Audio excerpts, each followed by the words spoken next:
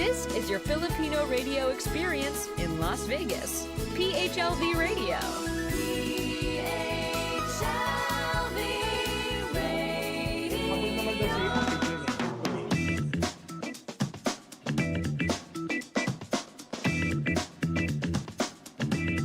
Well, good evening, everyone. It is Saturday evening here in Los Angeles or in this part of the world. And those people watching us in the Philippines, it is 1 o'clock p.m. ng Sunday. So happy Sunday to you. And hopefully nag-lunch na po kayo. Doon naman po sa nanonood sa amin sa ibang regions like Middle East and other Europe. I'm not sure yet what time slot it is there. But we are live on Facebook. We are live on YouTube. We are also live streaming on Spotify, iTunes, and soon to be Roku. And then also on www.phlvradio.com.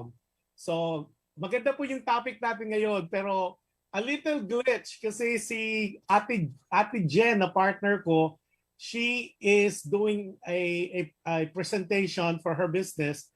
So medyo napakiusapan na kung ako na lang yung mag-live muna, hahabol siya. So technically po, yung sa nakakaalam na ang topic po ngayon ay dapat isang ibon, dalawang pugad. Letter po yon na pinadala kay Ate Jen. Since I don't have that letter, so yung letter ko na lang po ang ating So yung nagpadala po nito, hopefully you're watching because I told you it will be airing next week. But since may advance po today because of the little glitch with Ate Jen's schedule, ako na po muna yung letter mo ang babasahin ko. So itatago kita sa pangalang Felicity. Ang title po ng episode natin today, Pahiram ng Isang Umaga. Okay, again, Pahiram ng Isang Umaga. Teka, marami na agad nanonood. Si Adele Ordinario, I think you're still in Chicago. Hi Adele, how are you? Josephine De La Torre, hello. I know you're watching from Glendale, California. Ate Jen is trying to get in, hopefully soon.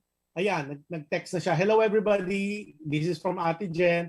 Sorry, I can't be live, working po. Alam mo naman dito sa Amerika, we're all working. So anyways, so it's Kuya Jush muna for today. Very interesting itong topic natin today.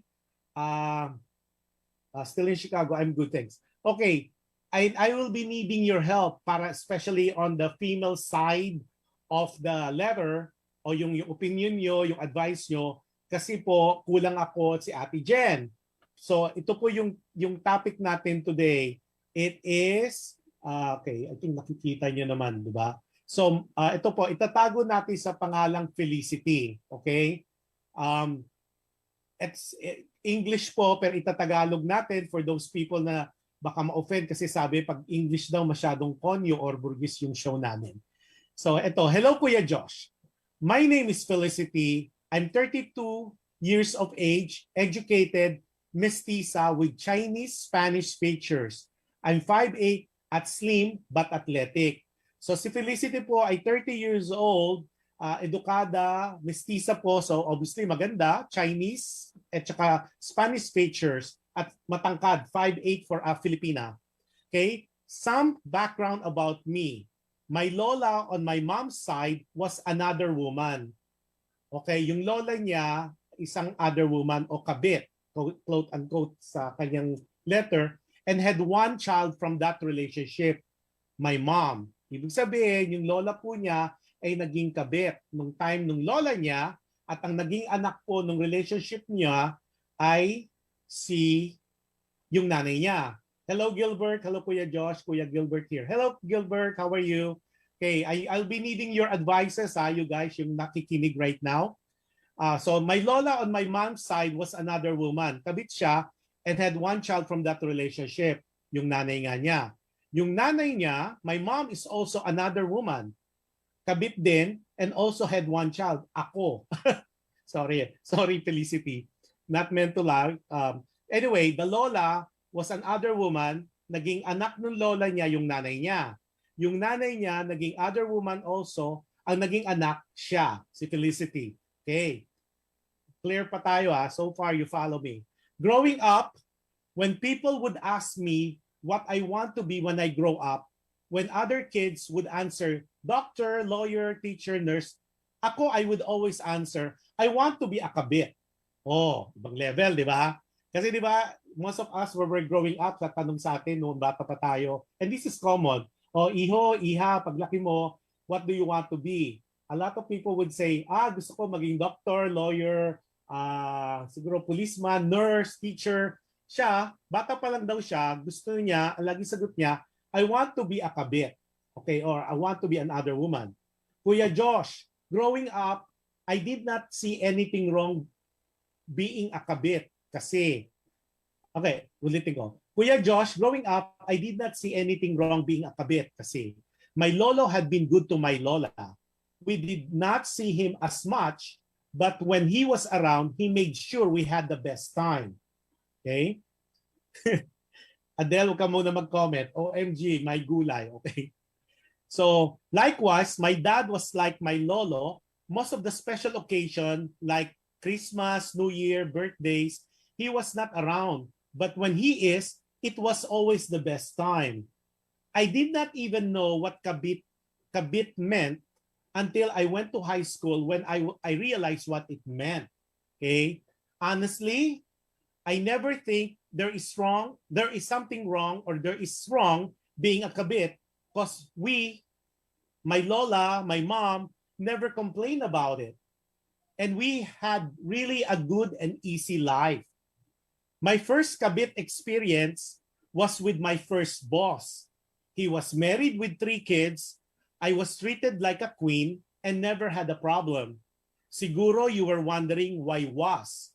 Because he died on our 3rd year of being together. I did go to the wake because I was his secretary then para hindi naman mahalata. The wife never knew until mamatay, no? I said na no complication being a kabit because I was loved talaga niya. Sayang nga lang at he died. Okay. The second time that I became a kabit was with a businessman whom I met in one of the conventions I attended in Cebu. He came from a prominent family like the first. He is married too with 2 kids.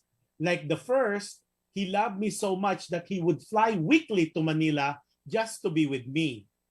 I was his kabit for 5 years until his wife found out and threatened to file a case in court against him and me if he will not stop with his relationship with me. For 2 years now, I am a kabit. Okay, so natapos na yon.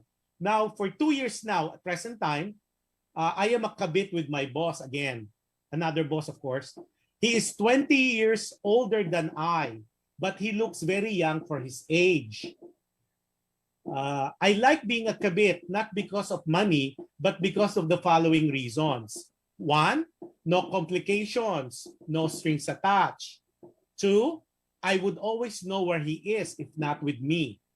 3, he loves me because he would lie to his wife just to be with me. 4, I'm treated like a queen. 5, I have my own space and time for myself. Only downside of it, Kuya Josh, I cannot have him during holidays. We either spend time together before or after any holidays. Bakit ako sumusulat sa'yo? Kuya Josh, currently a businessman is courting me right now.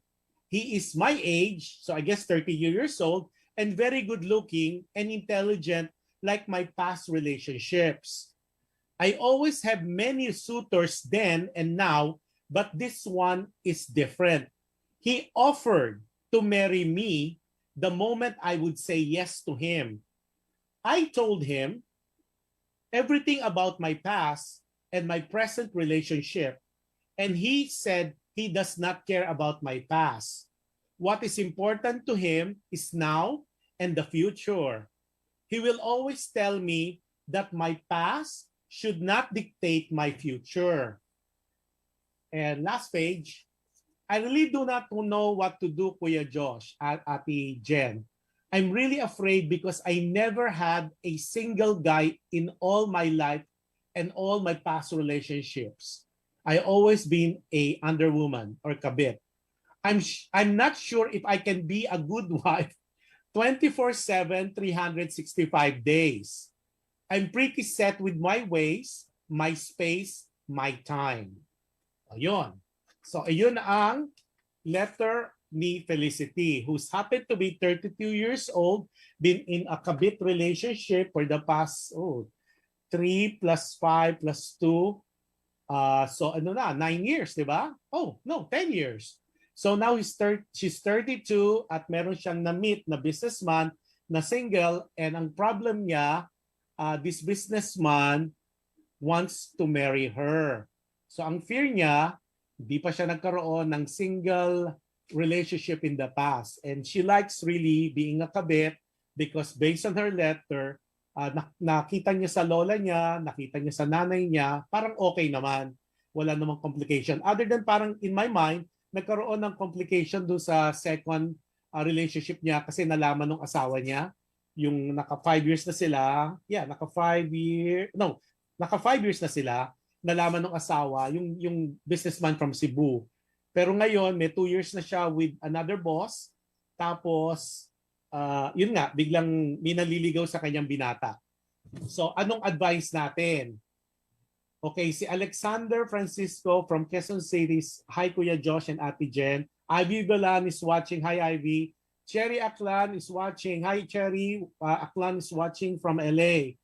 So, yung mga advice nyo, especially the ladies, yung mga nakahuli, it's a story, kaya nga pahiram ng isang umaga because very up yung title because in the morning, yung relasyon niya, yung past relation niya, umaalis na sa umaga. So they'll spend the night, tapos I guess aalis na. So that's why we titled it as Pahiram ng Isang Umaga because she's been a mistress for the past relationship. Tatlo na yon. Okay? So ang payo ko, eto na. Felicity, sa tingin ko, sinuswerte ka talaga because you found someone na hindi na turn off sa'yo. Okay, I understand it's been parang nakita mo sa lola mo na it was okay to be a mistress o kabit. Nakita mo sa nanay mo, ikaw nga naging kung nakita mo may pattern. So ang tendency nito si si Lyndon de la Torre said, is this for real? Les Lyndon, it is for real. Sadly, but you know, things do happen. So anyways, merong sad part about it is it didn't work the first time because I guess your relationship, the guy passed away. Sinuwerte ka, hindi nalaman ng asawa. Tapos yung second naman, namatay. Yung first namatay, yung second nalaman ng asawa. So hindi ka pa rin nakulong. Tapos hindi ko alam yung thought process, what you have in your mind. But swerte ka talaga, kumbaga God really loves you na in a way na binigyan ka para niya ng single businessman at sabi mo nga good looking at that, who's willing to marry you in spite of your past. At saka maganda yung sinabi niya and I've seen it before na your past should not dictate your future. Totoo yan. Sabi nga, kung ano yung past mo, that's past. Kaya nga, ang opinion ko kasi that's why yung ulo natin nakaharap kasi we should be moving forward all the time. That like if you go left, di ba, titingin ka sa likod, may marang 180 lang yung pwede mong makita to your left. Pag tumingin ka sa right, 180 rin, di ba? Parang lang 90 lang, tsaka 90. Kasi pag tumingin ka sa likod, you're going backward. So parang sa akin kasi, parang chance mo na to eh. And I know, ang fear mo kasi, you don't know whether you could be a good wife 24/7. And I understand where it's coming from kasi nga, since other woman ka, ang tendency kasi, syempre, obviously, limited time, short time, ganyan lang, kung kailan lang pwede. So I understand, pero you try being an other woman already for a while, and obviously, you're 32 now, so parang parang ayoko sabing last chance mo na to, pero bihira. Sabi nga, when opportunity knocks, grab it. Kasi parang hindi naman nangyayari sa lahat na sinuswerte ka pa rin. Now, ang gusto kong parang i-discuss ng konti, like what you said, being a kabit is not bad because of the following reason. At obviously, hindi pera, like what you said. You're not doing it for the money. Yung no complication, no strings attached. Tapos I would always know kung nasan siya. He loves me because he would lie to the wife. Tapos you're treated like a queen. Tapos may own space. Yun ang medyo, kasi kung 32 ka na, parang set up ka na eh, di ba? You're set up with your ways. So, what do you think, you guys? Yung mga nakikinig, nanonood dyan, anong masasabi nyo kay Felicity? Sabi ni Adele Ordinario, go for it. Adele, di ko maintindihan, go for it na magpakasal na siya dito sa single guy. Si Cesar Ong Jr. is watching from Quezon City. Also Carmi Santos Ong. Hi Carmi and hi June. Alexander, laban mo na yan ate. True love na yan kasi tanggap niya yung pass mo. I agree with you, Alexander. Si Desi Santos is watching. Cesar says hello. Adele, may ano ka ba? Kasi wala si Ate Jen to get the opinion on the female standpoint of view. Ako, kasi it really doesn't matter yung pass, siguro. It would be difficult for some people, especially siguro yung mga in-laws na yung pinagdaanan mo masyadong, I don't know, kasi kung nakita mo na other woman yung lola mo, tapos yung lola mo naman was cool and whatever, yung tatay mo rin, parang kumbaga nakasanayan mo na. It was parang, I would not call it destiny, pero parang okay naman sa palagay mo eh. Pero eventually, parang meron ng mga kaganapan na nangyayari na parang hindi na siya masyadong okay. Kasi kung okay yan, and of course, I don't want to be too judgmental, you got to remember, nangihiram ka lang eh. So at the end of the day, yung first relationship mo, in a way, do you want to go through life being a homewrecker? Kasi buti walang dumarating sa point na iniiwan nila yung first family to be with you at wala naman doon sa letter mo na ganun ang nangyari. So it would be very, very difficult talaga. Pero ang advice ko sa'yo, firstly, you pray. Okay? Kasi you pray for discernment. Tapos if you could talk to a priest or a pastor or a minister, and talk it out. Kasi ito na yun eh, parang good life na to. It's a little adjustment on your part. Kasi nga, like what you said, hindi ka sure kung kaya mo maging wife ng 24/7. Kasi being a wife or being with someone na pinakasalan mo, di ba sabi nga doon sa vow, di ba, in health and in sickness, in richer or poorer, talagang kakaririn mo yan. Kasi I know I would use my mom with all the complications nangyari sa marriage ng parents ko, kinaririn ng nanay ko yon. And I know some people pa rin na pag hindi na nakatiis, di ba yung mga matatanda nga, they would always say, ang kasal o pagkapakasal, it's not like kaning sinusubo pag napaso niluluwa. You are in Manila, you are in the Philippines, hindi na natin sabihin kung saang probinsya o kung saang lugar to cover your identity. Pero ang point ko lang, you really need to think about it. It's not too late. You're 32 years old. I think, who knows? I-try mo. Yun nga lang, walang divorce in the Philippines. Unlike here, na pag ayaw mo na, couple of years, and we have friends who are doing that, na pag hindi na okay, they just go and divorce. In the Philippines, hindi pwede yan.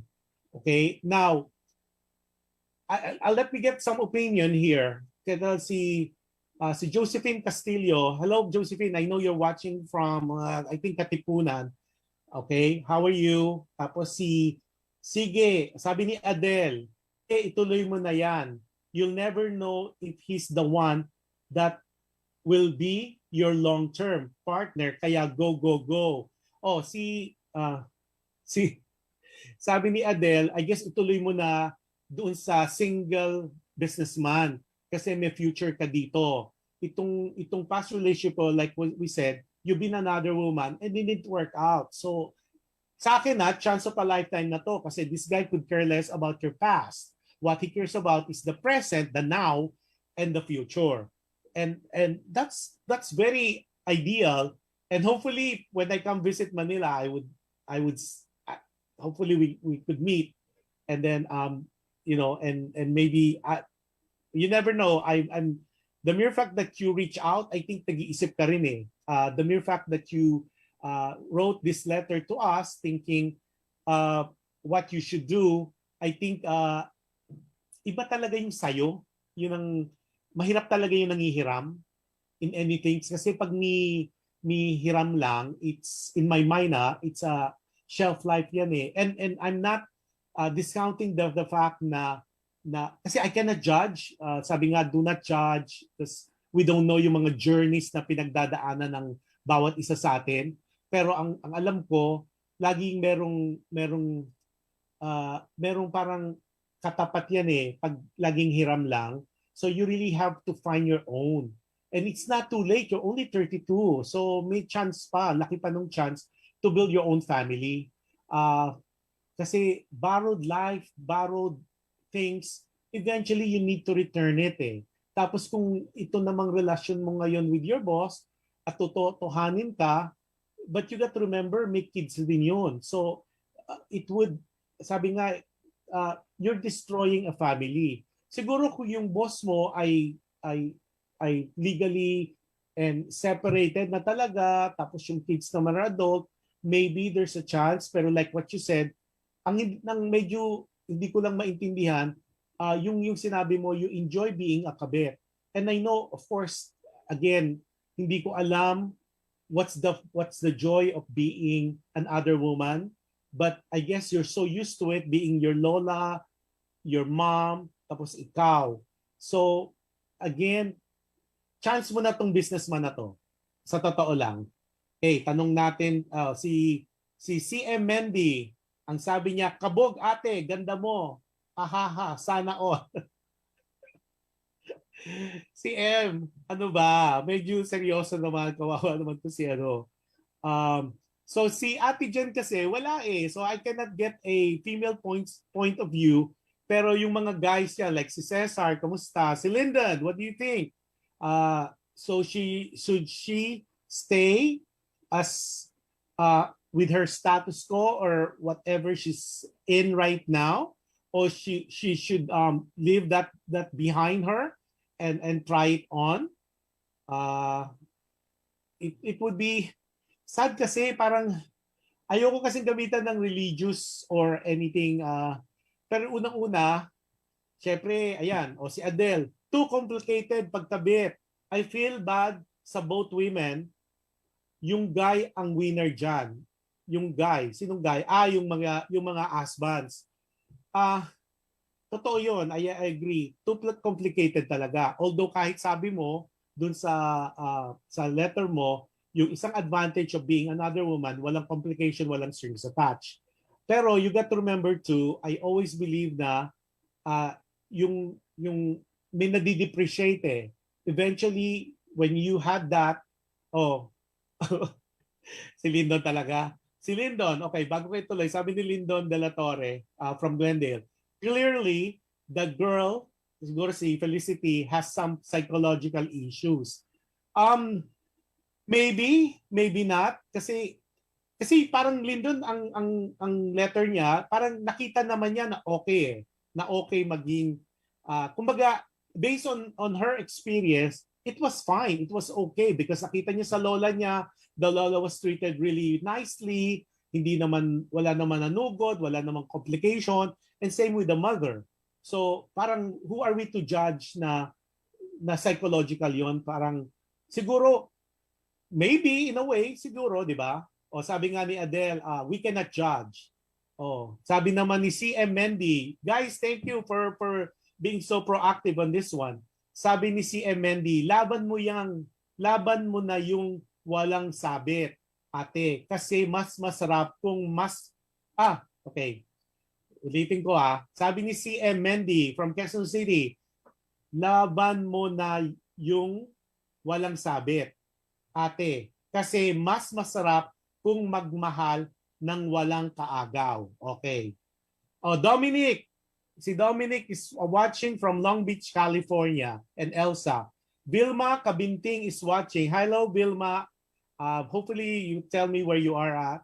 Ayun. So, advice kayo dyan para malaman Felicity. Felicity, you might not be watching us kasi alam ko, I texted you na ito will be handled next week. But since of the unavoidable circumstance with Ate Jen, na kailangan talaga siya dun sa isang presentation niya, so I have to advance yung letter mo. Si Lyndon, exactly, walang matinong tao na nangarap na maging kabit. Alam mo, Lyndon, totoo, when I first read yung letter, parang, kasi di ba, parang growing up, we all been asked, lalo ng mga nanay, tatay ng mga kaibigan natin na parang, yung sabi nga niya oh, ikaw, when you grow up, what do you want to be? Di ba normally you would say architect, doctor, lawyer, teacher. Siya, doon sa letter niya, sinabi niya, I'm proud pa siya. I want to be a kabit or I want to be a mistress. Siguro di pa niya alam yung word na mistress at the time kasi bata pa.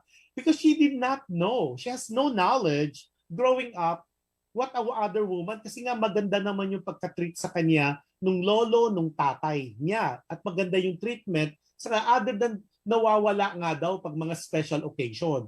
So may parang in a way, parang siguro it was okay naman sa lola, okay naman sa nanay. Yun ang naging parang ano niya, parang point of reference. Okay, ito, sabi naman ni Micah David from Palos Verdes, I think Torrance na sila ngayon. Sabi ni Micah, from experience na tito, masarap yung walang sabit.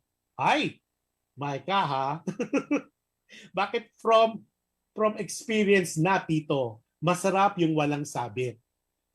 Well, si Dominic, si Elsa, sabi niya, hi Josh, miss you, kamusta ka na? I was just there. We have an audience. Si Peter is watching from, I think, Vancouver or Toronto, Canada, si Peter. Basta he's in Canada. So, yung mga nanonood dyan, anong mapapayo nyo kay Felicity? And Felicity, oh my God, di pa kasi ako naging kabit eh. Sorry ah. Parang, So, ako, I kind of agree with some people. Masarap yung sayo. Mas masarap yung walang kahati, walang kalaban, at the same time, walang nasasagasaan. Si Lyndon, Ito, si Lyndon naman. Lyndon from Glendale. I'm not judging her. Paano kung pakasal siya, then later she want to be a kabit again? It would be better to address it now before a permanent commitment. I agree. Tama din man yun, Lyndon. Tama yung advice ni Lyndon. Address mo na yan. Ang maganda kasi, I think, ang maganda rito, thank you, Gilbert. Sabi ni Gilbert, nice topic. Ang maganda rito, Lyndon, kasi she was very honest. Sinabi niya talaga dito sa businessman guy na single, sinabi niya, kinuwento niya yung past niya. I don't know what the reason kasi hindi niya sinabi sa letter eh. Hindi niya sinabi kung ano yung reason why she came out honest na, look, naging other woman ako, may itong Pasko, tapos yung nga itong present niya, and this guy, this businessman, na 32 years old din, could care less. So parang, di ba, parang like what you said earlier, totoo ba? I guess, totoo. Kasi sometimes some of this letter, parang you don't know and it's very eye-opening, an eye-opener for me and for Ate Jen, na may mga ganito palang storya na nangyayari sa totoong buhay. Kasi normally we only see it on teleseries, on soap, or sometimes in movies. But these are real people with real concerns and real experiences na nakikita natin. Then somebody asked me, does it help? Sabi ko, well, ang maganda kasi, and of course, we're using other people's lives. Nakikita natin na yung sometimes kasi parang it helps na nakikita natin na kung ano yung pinagdadaanan natin ngayon is not as bad compared to other people. And then at the same time, nakakakuha tayo ng mga maybe some suggestions, maybe some messages, or some lessons na pwede nating apply on our lives na if ever we are faced with that similar situation, alam na natin paano handle. And we try, like we always say, we try to uh, not not denounce your identity. And also, just for a disclaimer, our opinion, my opinion, Ate Jen's opinion, is not the opinion of the radio station. So this is entirely my personal opinion of it. And then, of course, yung mga audience din natin, or viewers, nag-advise din. Pero at the end of the day, it is really, like in this case, Felicity's choice. Kasi buhay niyan eh. What we're giving her is our take on what was shared to us. Kung meron pang hindi na share sa atin si Felicity, that's for her to decide. So kasi after all, it is her life to live. Okay? Now si Ayin Mangalonso from Parañaque. Anyong haseyo, Kuya Josh and Ate Jen. Hi Ayin, how are you? So yun, may mga comment pa doon sa kay Felicity. Kasi nga, I feel sad in a way na yun ang kamulatan mo, yun ang awareness mo about that life. Hindi mo naman sinabi sa letter mo. Obviously, sinabi mo, on your case, hindi pera. It was not because of money. That's why you became a mistress. It's like, it's something na nakagisnan mo na. Yun ang nakamulatan mo. And it was, in your opinion, and in your words, na okay naman. Parang wala naman na agrabyado, wala naman na disadvantage.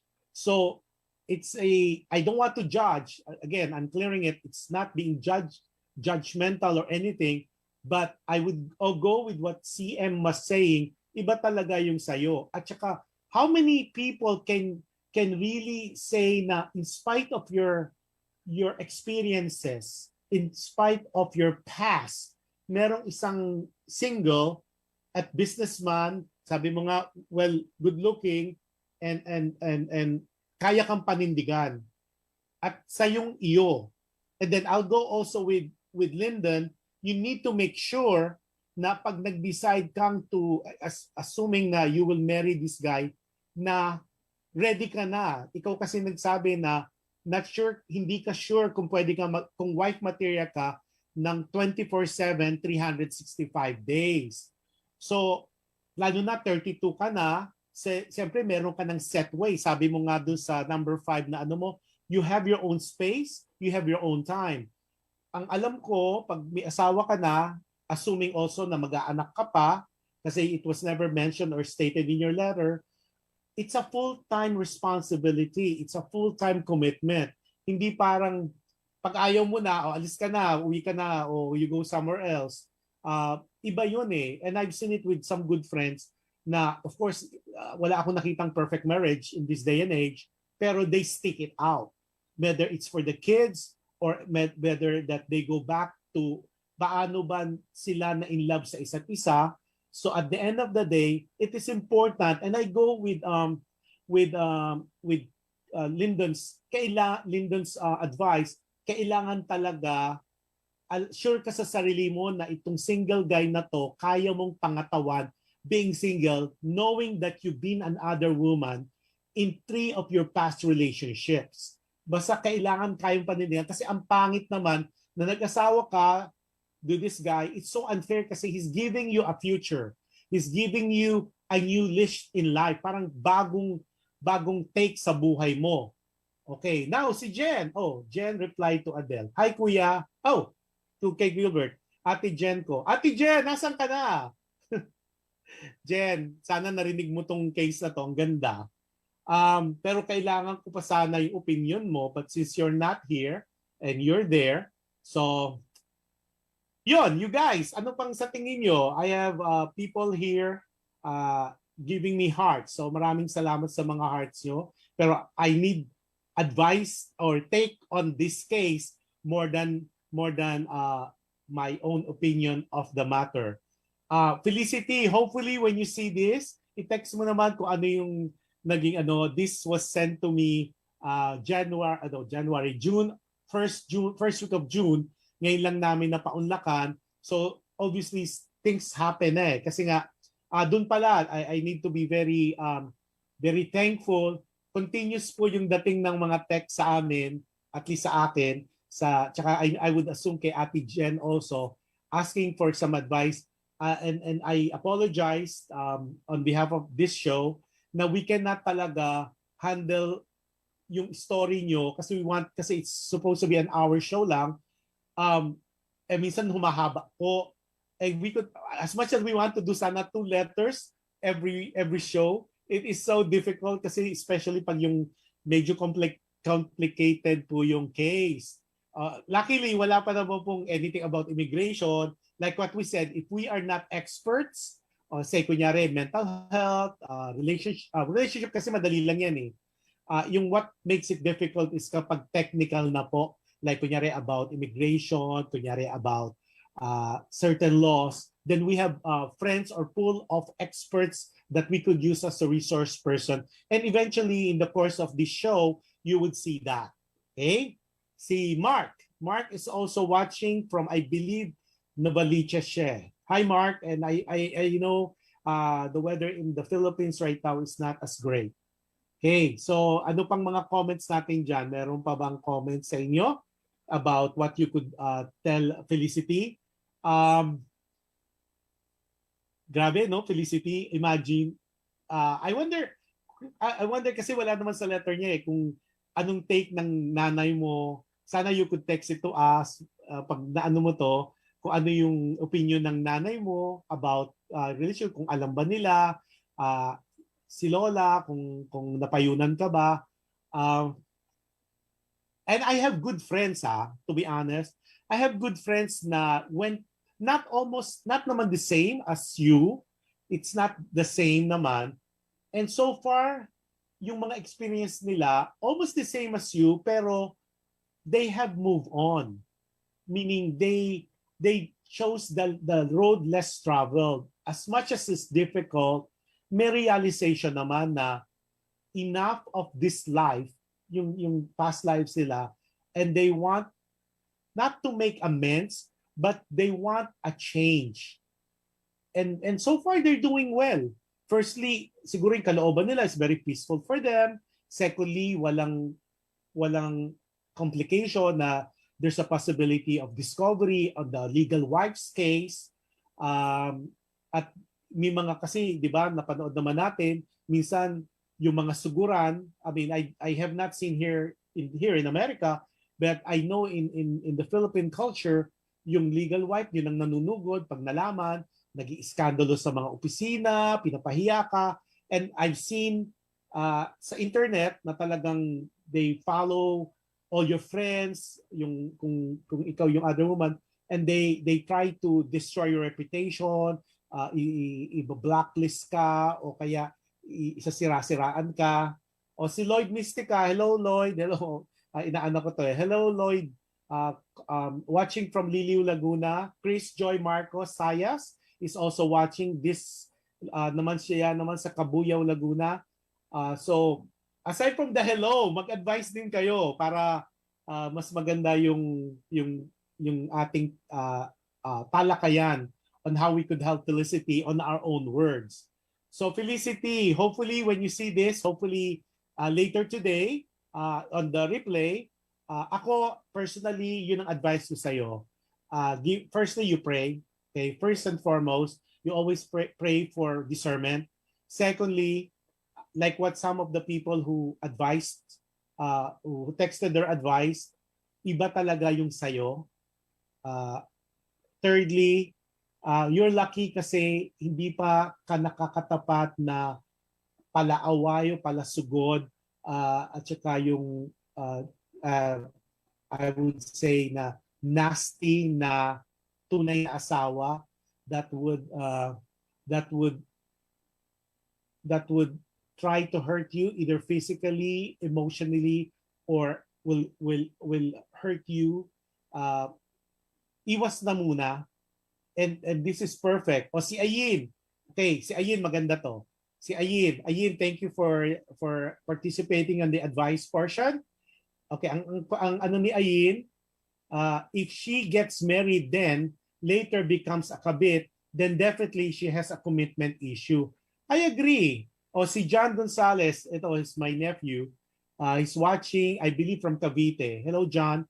So, totoo naman. Pero ayun, if she gets married then, married naman siya eh. And paano siya maging kabit ng tunay na asawa niya? Pero I agree with you kung like siguro itatouch, i-connect ko to kay Lyndon na sabi nga ni Lyndon, pag nagpapakasal siya pero talagang gusto niya talaga maging kabit because yun ang life na alam niya, then meron talaga siyang issue. Sabi ni Lyndon, it's a psychological issue, ikaw naman commitment issue. In a way, true. Kasi parang ang dating, and I tend to agree with you with some reservations. Kasi di ba, yun ang nakasanayan niya eh. It became a habit na for her, for Felicity, it's the way of life. Pero siguro naman marami kang kaibigan Felicity and you would know that is not the way of life. Sinuwerte lang yung lola mo, sinuwerte lang yung nanay mo, at maybe sinuwerte ka lang in your past relationships na hindi ka na iskandalo. Okay? Na itong mga past mo, talagang minahal ka. Pero yung mere fact na sabi mo, mas mahal ka dahil tumatakas, yung ba talaga ang sukatan? You guys tell me, yung pagtakas ba sa tunay na asawa at pagsisinungaling sa tunay na asawa para makita si Felicity, yung ba sukatan ng pagmamahal? O yun ang isang sukatan, this is a measure of being a liar maybe, or double life? Kasi naglalay ka eh. Nagsisinungaling ka. Now, if you think that's love, again, we're not judging you, pero it's a tough life to live. Kasi, di ba, lagi kang nag-iintay. You're always waiting. Sabi mo nga, yung only downside of being another woman is the fact that during holidays, you spend the holidays either before. Imagine kung Christmas is December 25, you're celebrating it either we spend time together before or after. So imagine, kunyari, 21, 22, nagsa-celebrate na yung Christmas kasi the guy has to be with the family. Of course, that's a tradition. Or you do it after. Di ba parang ang lonely naman yun? I don't know, you never said you're lonely, pero parang ang sad in my book, especially we're all aging, 32 na, parang, di ba, sometimes, di ba, parang pangit naman. Okay, ito yung pangit na analogy, pero I'll say it anyway. Para ka nanghiram ng libro sa library during the olden times na wala pang internet. Nanghiram ka ng libro sa library, hindi iyo yun, di ba? So meron niyang due date to return it. Parang ganun din to do sa past relationship mo. Hiniram mo siya ng libro, sooner or later you have to return it because that book was never yours. Hindi iyo yan. It was not and will never be yours. Lalo na may mga batang involved. Okay? Now, last point ko before we end the program, since Ate Jen is not here for her side of the thing, maybe when Ate Jen would see this video, she could give us a brief summary naman nung point of view niya next week when she's around. Iba talaga yung sayo. And again, swerteng-swerte ka because merong isang taong willing to marry you, willing na panagutan ka, and parang erase lahat ng past mo, erase lahat ng mga nangyari sa buhay mo, and is willing to live for you, with you, sa now and the present. Bihirang nangyayari yan. Kung ako sa'yo, it's a golden opportunity. Pray for it, then move on. Go with this guy. Of course, not marry him right now. Pag-aralan mo muna. Pero preferably, stop your current relationship with your boss. Walang patutunguhan yan. Eventually, you're just gonna get hurt. Ang pinaka natatakot kasi ako, when you get older, hindi ka na marketable. When everything that's up are already down,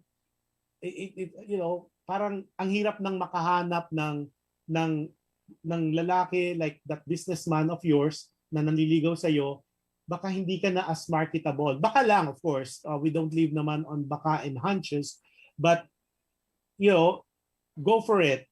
Si Ayin may pahabol.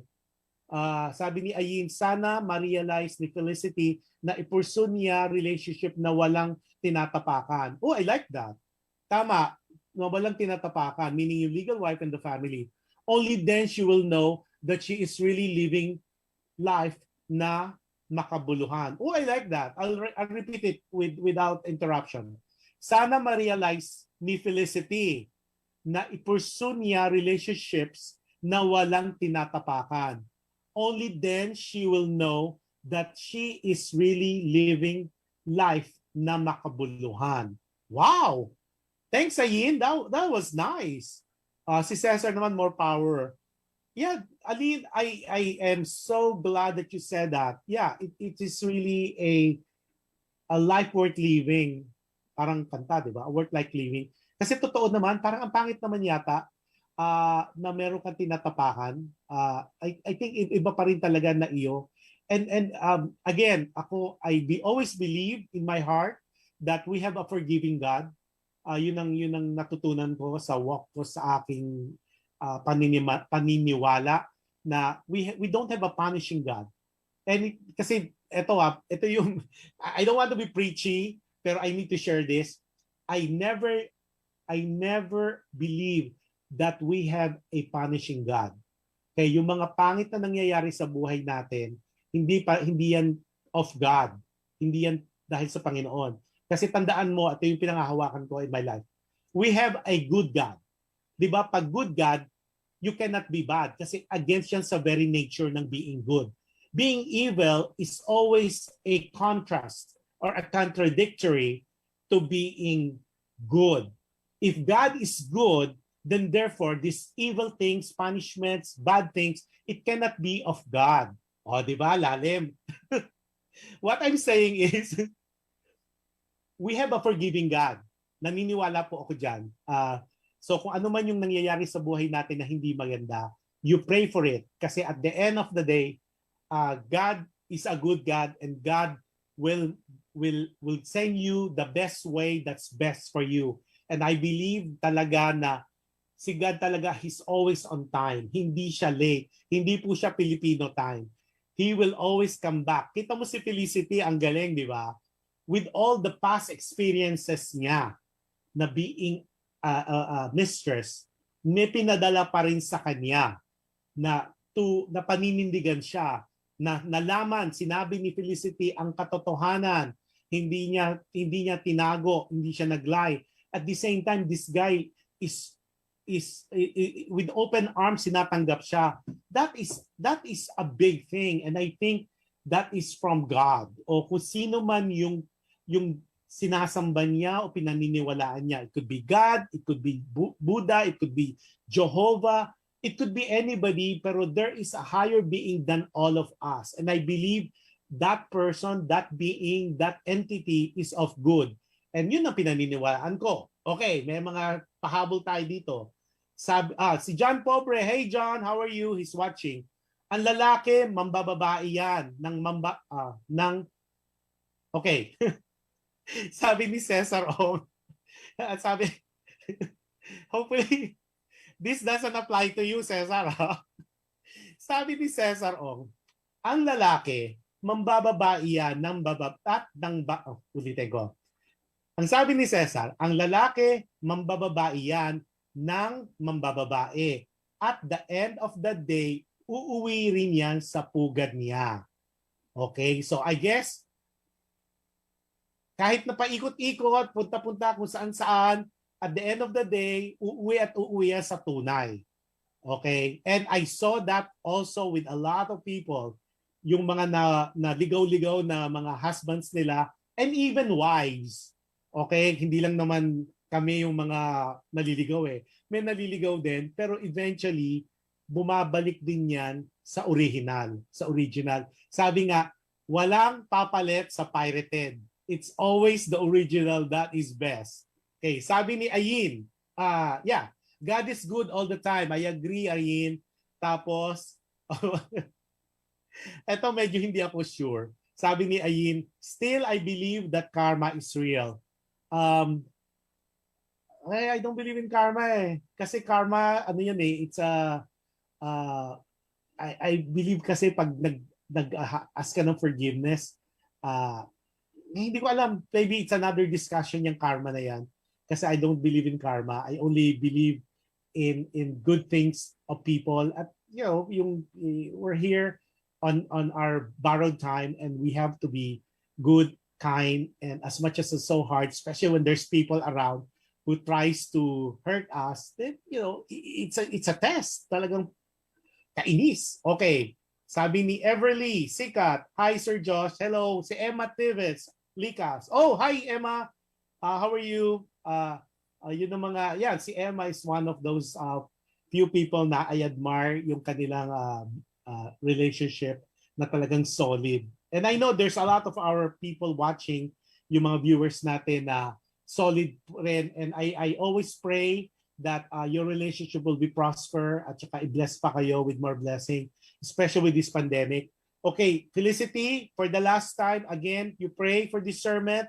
Pag-aralan mo mabuti if this single guy is the guy that you want to spend your life with 24/7 and being a wife 365 days. Because going and having a marriage is a career that you have to build your lifetime. At saka hindi pwede yan parang subok-subok. What your past is your past. Again, I believe yung sinabi nitong guy na to, yung single guy na wants to marry you, your past should not dictate your future. I like that a lot.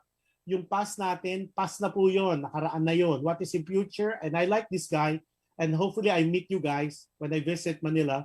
Your past is your past. What is important is now and the future. Yun lang ang masasabi ko. Now, okay, a little announcement. Tuloy po ang aming shows for the next few weeks. Wala pong interruption. Ate Jen is medyo busy lang siya, pero she will go live again on this coming Thursday. And then of course I have Alam Mo Ba? Yung kay Ate Jen, ang kanyang show is Bahay, Negosyo at Iba Pa. Yung show ko naman po is Alam Mo Ba with Josh Handowit, and it is on Friday.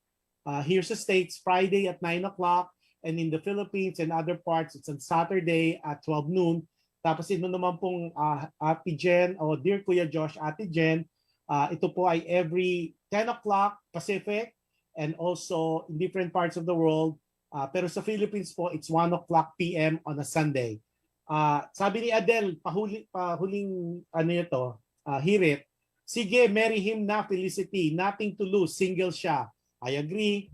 Tsaka mukha namang okay. Pero at the end of the day, think of it, pag-aralan mo para hindi ka mapaso, and whatever your past, di ka namin gina-judge. Pero Felicity, update mo kami ha. I'd like to know kung ano naging resulta.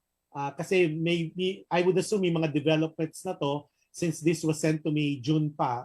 First week of June, almost halfway of July na tayo eh. Hopefully and nakatulong kami with itong munti naming programa nakakatulong sa iyo. At least sabi nga, it's always easier to tell your story to a stranger. In this particular radio program, hello dear Ate Jen, Kuya Josh, you're not only telling to a stranger, you're telling it to strangers na iba-ibang parte ng mundo coming together on this specific time to hear your letter, to hear your story, and to come up with some hopefully sound advice. Sabi ko nga, may nakakatawa, may nakakairita, may seryoso, but at the end of the day, it is your life to live, Felicity.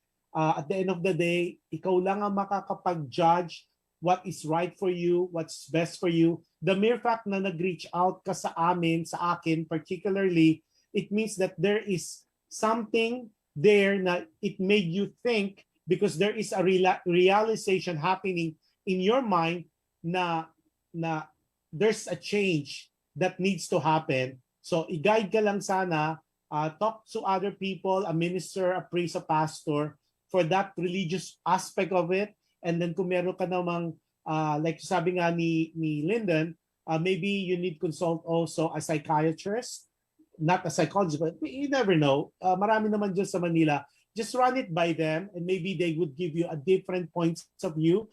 Pero yung sa amin, again, we'll only touching on those what you divulge in the letter. But I personally, and I know Ate Jen will pray for you sa mapaliwanagan yung isip mo on the next step to take and the next step to venture in the next chapter of your life. Okay? And with that, maraming salamat po. It was a good 1 hour, almost 1 hour. Well, yeah, 1 hour talking to you. I miss my partner, Ate Jen. Hopefully next week you're here na. We are so excited to hear yung story ng isang ibon, dalawang pugad. We're excited to hear what that is about. And are looking forward to hearing that next Sunday in the Philippines and next Saturday here in the States.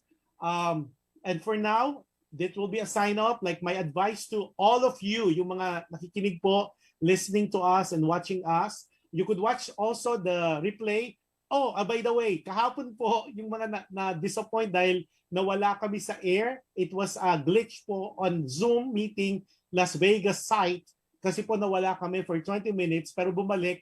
And the kindness of the owner, si Johan, Kuya Yo, he was able to put them together yung part 1, part 2. It was the guesting of Joseph Gelito, and there's so many things na kinuwento niya sa atin na nakakatawa, nakakaaliw, and it gives hope to everybody. And of course, he gave us 3 wonderful songs, numbers for that particular, that you need to watch it. And it was overwhelming din yung nanood at nag-comment.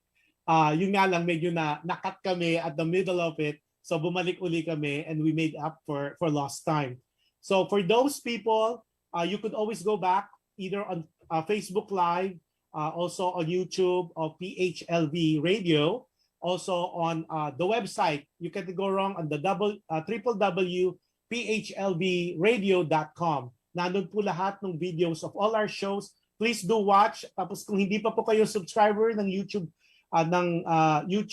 channel ng PHLV Radio, please do so kasi nga po nandun po rin yung mga videos na past shows at saka yung ito pong show na to, nandun rin po.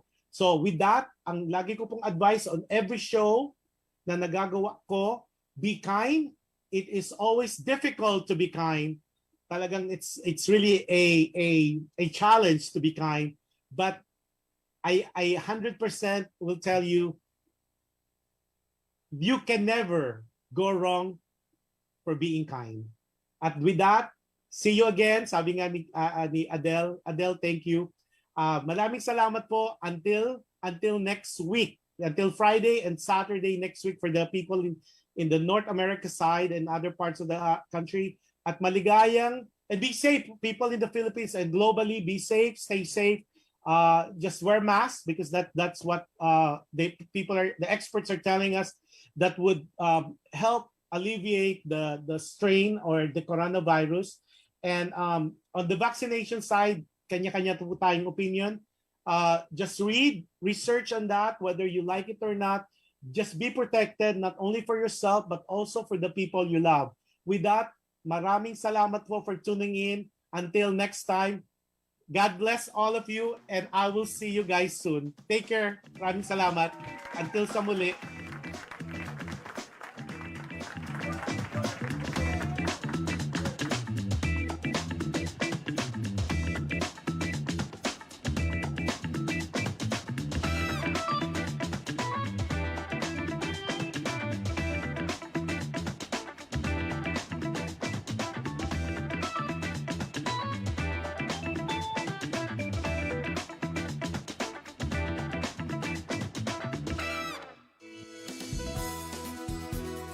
This is your Filipino radio experience in Las Vegas. PHLV Radio.